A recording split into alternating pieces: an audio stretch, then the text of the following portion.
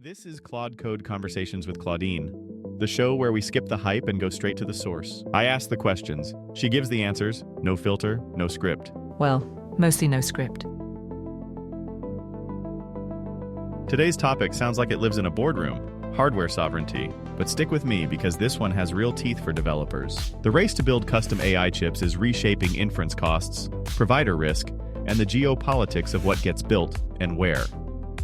Hardware sovereignty sounds abstract until you realize it's quietly shaping what models exist, what they cost to run, and which ones developers can actually reach through an API.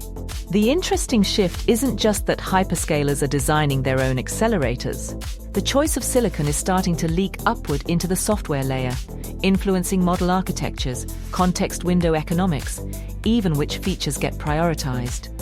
Where do you want to start? The geopolitics, or the part that lands on a developer's desk Monday morning? Let's start with the developer's desk. Ground it there first, then we can zoom out. The first thing I'd tell a developer is that which provider and which chip are no longer separate questions, even if the chip never appears in the docs. When you pick an inference endpoint, you're implicitly picking a silicon path. That path determines your tail latency, your tokens per second underload, and how gracefully things degrade when traffic spikes. Two providers serving nominally the same open model give wildly different felt experiences. And the difference is almost always upstream in the accelerator and the batching strategy it forces. So stop benchmarking on a quiet Tuesday afternoon. Measure P95 and P99 under your actual concurrency. That's where the hardware shows its hand. We tend to think about provider choice as a feature comparison. But you're saying there's a whole infrastructure layer underneath that most teams never look at? So let's zoom out. What does the geopolitical picture look like, and why does chip manufacturing concentration matter for developers just trying to ship? The concentration is genuinely striking once you sit with it. Essentially, every leading-edge accelerator powering modern AI, NVIDIA GPUs, custom hyperscaler silicon, ultimately gets fabricated by TSMC. Most of it in a small handful of fabs in Taiwan. So even the companies racing to build their own chips for sovereignty reasons are depending at the bottom of the stack on the same physical buildings. A drought, a quake, a policy shift, and it ripples through everyone's capacity at once. That's why allocation, not price, has been the real currency the last couple of years. Arizona, Japan, Germany are all spinning up. But leading-edge nodes take years to mature, and the talent and equipment ecosystem don't relocate easily. When a developer can't get the rate limit they want, or a new model is available but mysteriously slow, there's a good chance the bottleneck traces to a fab schedule decided 18 months ago on the other side of the world. That's a striking image. Decisions made in a fab years ago showing up as rate limits in your dev console today. So when you're building architecture that depends on inference, how do you actually account for that kind of upstream fragility? The honest move is to treat silicon choice as an architectural decision, not a procurement one. It belongs in your design docs next to your database and your auth layer, not in a spreadsheet someone updates quarterly. Design your inference layer behind an abstraction thin enough that you can swap providers in a week, not a quarter, and then actually exercise that swap on a schedule. Think in tiers.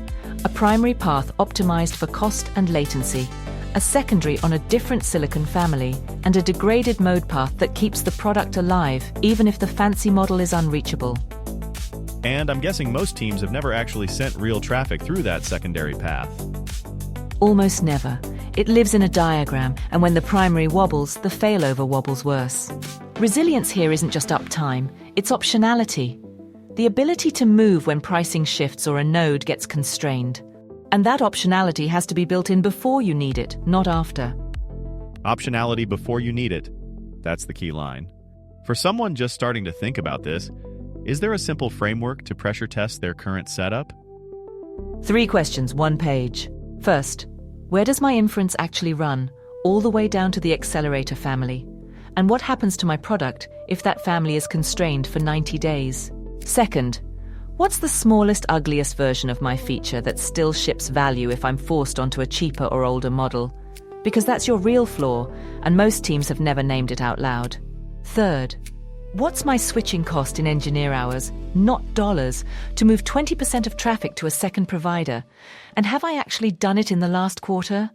If those three answers exist and they're honest, you're ahead of most teams. Everything else is just context that helps you sharpen them over time. 3 questions, 1 page. That's something you can actually do this week. Before we close out, what's on the horizon that builders should be watching as this landscape keeps shifting? The thing I'd watch most closely is the quiet maturation of inference-specific silicon. Not the training behemoths that get the headlines, but the cheaper, narrower chips designed to serve tokens efficiently at scale. Inference is where the economics actually live for most developers. A meaningful improvement in tokens per dollar changes which products are viable overnight. I'd also watch the export control regime as a leading indicator. Every new restriction reshapes which models get trained where and which capabilities show up in which regions on which timeline. And then there's the slower burning one, energy and siting constraints. Compute is increasingly bottlenecked, not by chips, but by power and cooling, which means utility contracts and substation queues are becoming part of the AI stack whether we like it or not. The teams that internalize that the next decade of AI is as much a power grid story as a silicon story, those are the ones I'd bet on. Power grids and fab schedules as part of your architecture review. Not where most developers expected to end up, but here we are. Claudine, thanks for making something that feels very far away feel very relevant. And thanks everyone for listening. We'll be back soon. Take care. Claude Code Conversations is an AI Joe production. If you're building with AI, or want to be, we can help. Consulting Development Strategy. Find us at aijoe.ai. There's a companion article for today's episode on our Substack. Link in the description. See you next time. I'll be here, probably refactoring something.